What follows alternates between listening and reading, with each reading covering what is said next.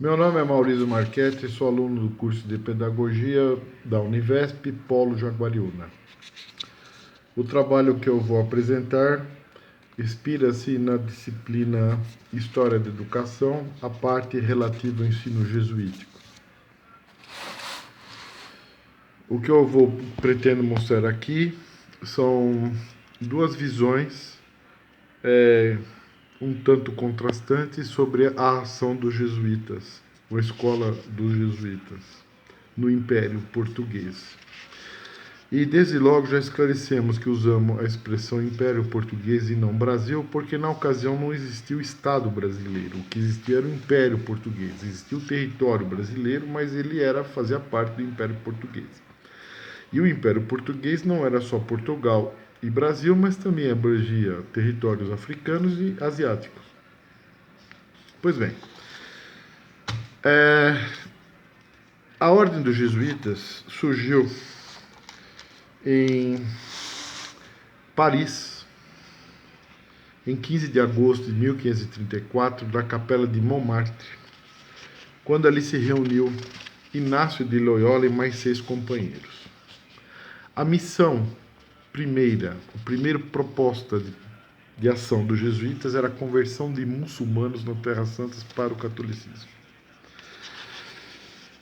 No ano seguinte, 1535, quando eles buscavam reconhecimento papal da nova ordem religiosa, o próprio Papa, na ocasião Paulo III, sugeriu que essa missão de conversão de muçulmanos em Terra Santa era um tanto inviável, realisticamente falando, e que mais importante que isso naquele momento, naquele contexto de reforma protestante, era a ação da nova ordem na conversão interna, dentro do próprio catolicismo ou das regiões que tinham sido abrangidas pelo movimento protestante, que eles convertessem ou reconvertessem ao catolicismo aqueles católicos que tinham ido para o território protestante. Ocasião em que eles notaram que muito mais do que a retórica protestante, ela fez muito sucesso inicialmente, foi muito mais porque as massas católicas eram irreligiosas. Não havia uma cultura católica militante junto a muitas massas que se diziam católicas. Isso foi um território fértil para que a retórica protestante fizesse muito sucesso. Por conta disso, o Papa pediu que eles então passassem a atuar nessa retórica, nesse proselitismo, numa ação antirreformista, visando o quê? Manter os seus fiéis católicos, que permaneciam católicos, e reconquistar aqueles que tinham se convertido ao protestantismo, no que os jesuítas fizeram muito sucesso. Muitas populações de vários territórios da Europa voltaram ao catolicismo graças à ação dos jesuítas. E não era assim uma retórica, vamos dizer assim, meramente visando voltar e ponto final e manter na ignorância. Não. Eles se deram conta de que para isso eles precisavam desenvolver intelectualmente, etc. Foi por causa disso que eles passaram a se dedicar muito aos estudos para eles mesmos se habilitarem a enfrentar o proselitismo protestante. E foi nesse movimento, ao longo de 2 décadas aproximadamente, que eles foram conquistando posições relevantes dentro do ensino nas instituições católicas, particularmente a Universidade Romana, o Colégio Romano. Eles passaram a ser grandes professores, grandes autoridades universitárias e educacionais.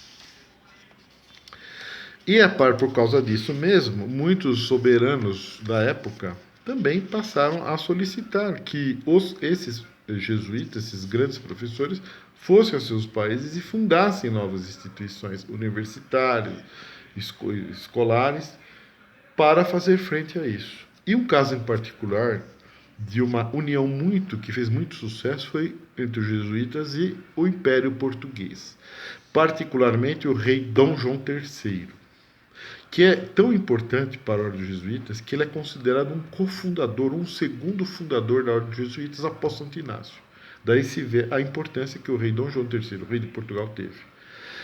Mas foi uma parceria de vantagem mútua. Tanto Portugal recebeu muita coisa valiosa dos jesuítas, como os jesuítas também receberam muitas coisas valiosas por mão do Império Português, da coroa. A começar, foi o rei Dom João III que colocou na mão dos jesuítas a ação educacional. Os jesuítas passaram a ser os responsáveis do ensino no Império Português.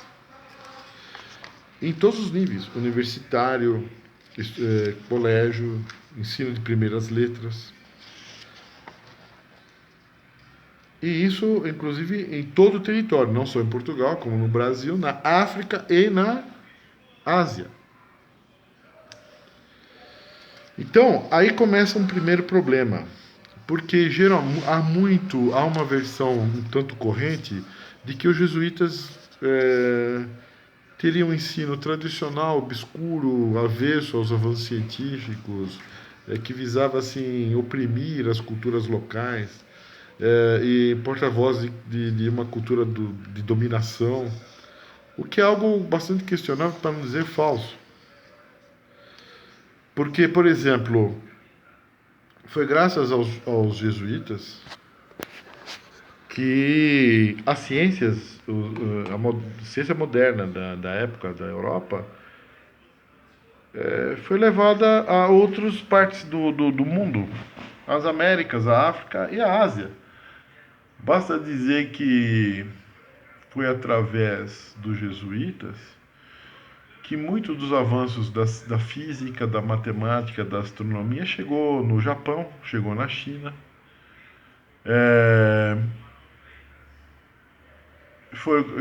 Eram grandes astrônomos, a tal ponto que muitas das crateras lunares são nome de jesuítas.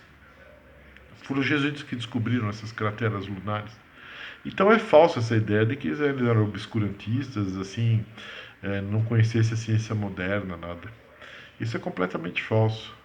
Outra coisa, dizendo que também é falsa essa ideia de que eles estavam apenas sendo porta-vozes da classe dominante e que eles pretendiam, assim, sufocar as culturas locais. É outra afirmação completamente falsa. Por quê? Porque foi graças aos jesuítas que registraram muito dessas culturas, então, não letradas de outros continentes, sobretudo americano e africano, foram preservadas por conta dos jesuítas. Foram eles que registraram essas línguas, as gramáticas dessas línguas.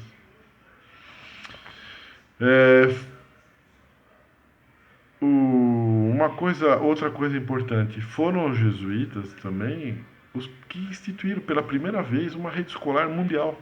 Isso o professor José Eduardo Franco e Carlos Fiolhais. José Eduardo Franco é um professor da Universidade Aberta de Lisboa, um grande estudioso do tema. E Carlos Fiolhais é um professor catedrático de Física da Universidade de Coimbra, especializado em Física da Matéria Condensada e História da Ciência. Os dois escreveram vários livros sobre os jesuítas, particularmente um intitulado Jesuítas Construtores da Globalização, publicado em Lisboa pela CTT em 2016. Eles também deram uma entrevista no Instituto Humanitas da Unicinos do Rio Grande do Sul, que está disponível www.ihuonline.unicinos.br, intitulado A Experiência Jesuítica na Primeira Globalização, Desafios e Descobertas a partir do século XVI. Eles fazem longas considerações assim para mostrar positivamente a contribuição dos jesuítas. Por exemplo, eles dizem o seguinte, abre aspas, os jesuítas nascem no século XVI, quando desponta a Revolução Científica, que explodiu no século XVII. Através dos seus colégios e de suas redes de missões, os jesuítas recolheram dados sobre uma diversidade enorme de aspectos da história natural e da história humana, que ajudaram a mudar a mundividência medieval e contribuíram para rever o conhecimento científico em várias disciplinas. Por seu lado, houve uma aposta forte na preparação científica dos jesuítas, com mais talento nas áreas de matemática, da astronomia, da física, da filologia, tornando-se peritos em domínios úteis para o diálogo com outras culturas e civilizações, tão avançadas quanto a europeia. Esta preparação especial favorecia o intercâmbio científico, nomeadamente entre Ocidente e Oriente, e nesse âmbito os jesuítas tornaram-se grandes divulgadores da ciência na época moderna. Por exemplo, a geometria de Euclides, os telescópios e os relógios mecânicos chegaram à China através dos jesuítas, que passaram a ocupar lugares de chefia no Observatório Astronômico do Paço Imperial de Pequim. E foi também através dos jesuítas que a medicina ocidental chegou ao Japão.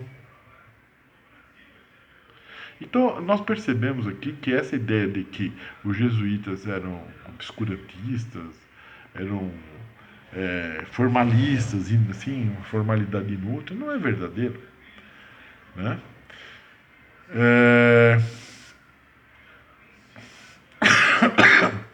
Uma coisa de grande importância, por exemplo, outra afirmação, é dizer que os jesuítas só se aproximavam das classes abastadas. Algo completamente sem confirmação histórica. Pelo contrário, os dados históricos mostram o contrário. As guerras jesuíticas aqui na região das missões entre Paraguai, Brasil e Argentina,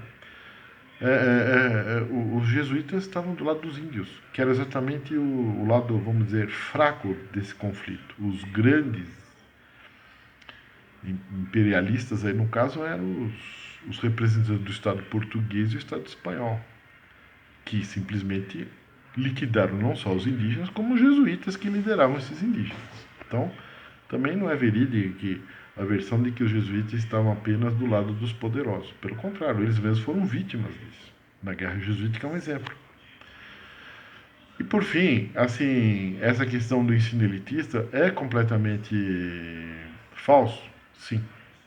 Por quê? Por exemplo, o ensino dos jesuítas era completamente gratuito em todas as suas instâncias, desde os ensinos primeiros até o ensino universitário, eram todos. Como é que era financiado como é que eram financiados? Eram os alunos? Não. Foi por isso que os jesuítas, eles tiveram várias ações empreendedoras.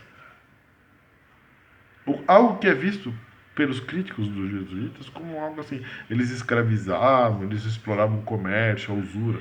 Sim, eles eram empreendedores para financiar as suas casas, as suas escolas, para que quem estudasse ali não estudasse, não precisasse pagar. E eles obtiveram isso através daquela parceria que nós falamos com o Estado, com o Império Português. Eles obtiveram o privilégio em algumas regiões de explorar com exclusividade algum comércio. Era assim que eles pagavam as coisas deles. Então, assim, o ensino dos jesuítas é necessário a gente ter uma visão um tanto crítica e não simplista de achar que simplesmente eles eram obscurantistas, medievalistas, no pior sentido da palavra, bajuladores dos poderosos.